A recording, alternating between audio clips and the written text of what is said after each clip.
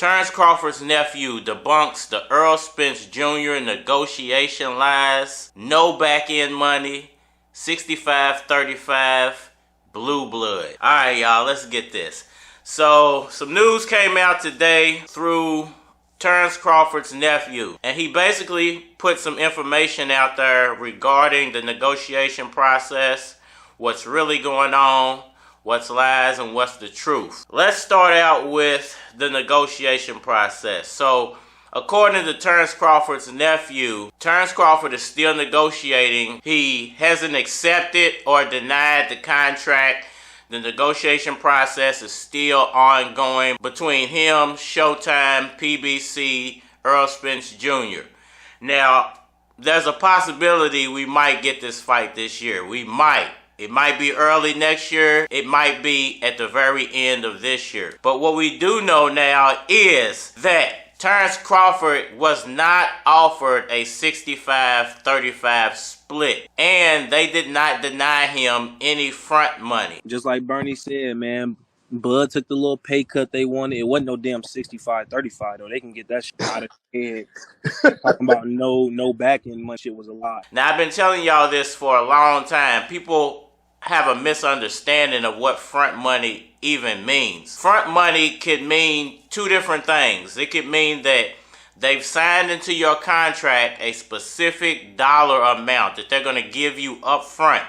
That dollar amount, although it's signed into the contract, still is being removed from your back end money. Whatever money the fight fully generates and whatever paycheck they're going to fully give you, they're still going to remove that money from that paycheck, whether it's in the front end, whether it's in the back end. Let's say that they're not going to give you a guaranteed. So I think that's what people are misunderstanding, is the guaranteed part.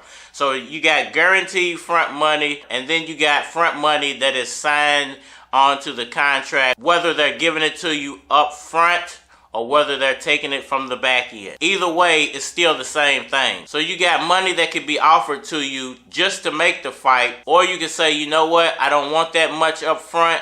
I'll just take my full paycheck at the end of the fight and I'll be satisfied with that. So people saying that he's not getting anything up front, they're completely lying. Once again, the 65-35 talk, the 65-35 conversation. He said that was a lie as well, that there is no 65-35 split.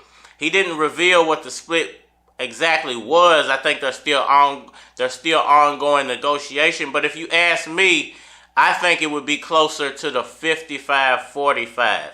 And Terence Crawford just wouldn't get that big bonus. He would get upfront money. But once again, like I said, that you can either get a chunk of money up front, which would be your signing bonus, or you can just hold out until the fight happens and you get your full paycheck and you'll just have an extra chunk of money on whatever you receive as your payout.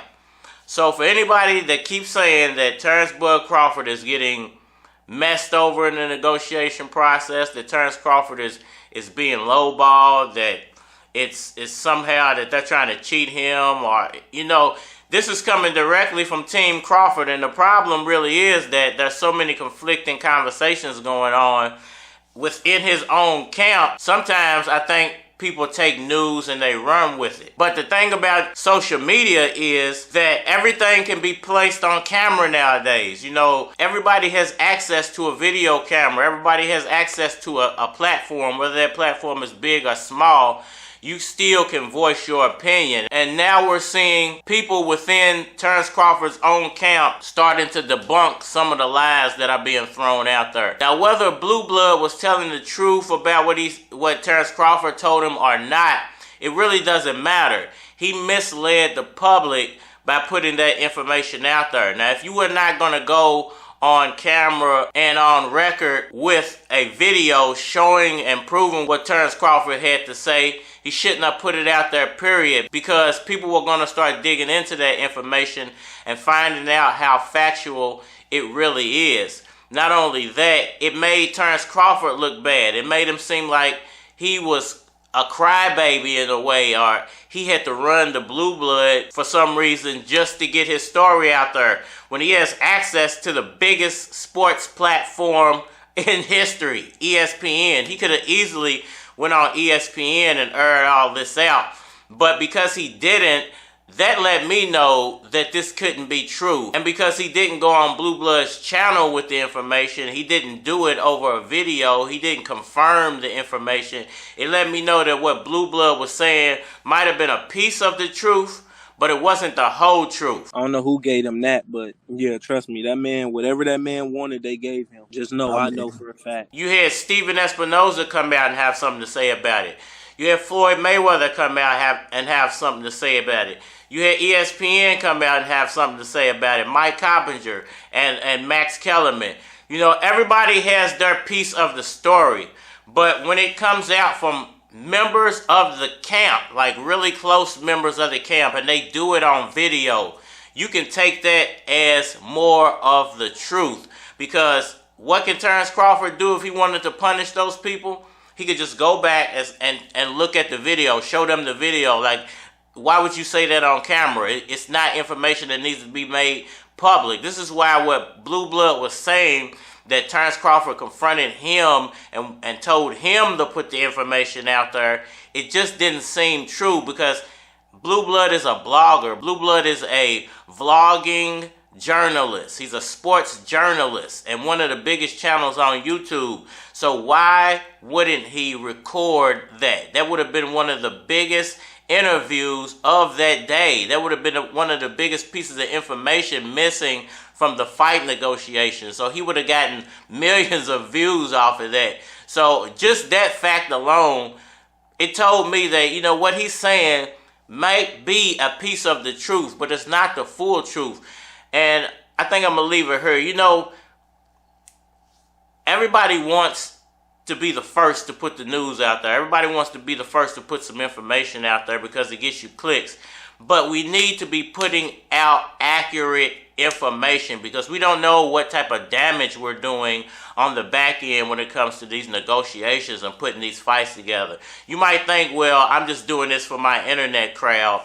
But there are millions of people watching some of these channels, and a lot of those people believe what you say because they like you as a personality and as a vlogger and as a journalist. They like your journalistic information. So they're taking what you're saying as the 100% truth, and you're misleading those people for no reason. Well, it is for a reason. You get money, you get dollars off of those clicks. You get dollars, and when you're a channel that big, you get big dollars off of those clicks. This is not a diss or a knock or attack on Blue Blood, you know, by far at all. This is just trying to dispel the misinformation that's being spread to the public regarding this fight. You know, Mayweather and Pacquiao had the same problem, except for social media wasn't so huge at the time, so it wasn't, you know, it was more word of mouth than explosive social media information being put out there. It was word of mouth information being put out there, and a lot of it was wrong, and a lot of it hurt the fight, and it made the fight take longer than it needed to be put together. It's your boy Cardinal, Bud Crawford, or E.S. Red, if that's what you want to call, man. I hope y'all enjoyed this piece of information. Hit that like button for me. Share. Subscribe. Tell a friend. Holler at me on all social media platforms. Facebook, Instagram, YouTube. More than likely to get a response on the tube. So holler at me over there. I ain't even got to do too much talking, because I know what's going to happen come Saturday. Yeah. Is you ready for me? Is you ready for me? Is you ready for me? Is you ready for me? Nigga. Spotless. Check it. Is you ready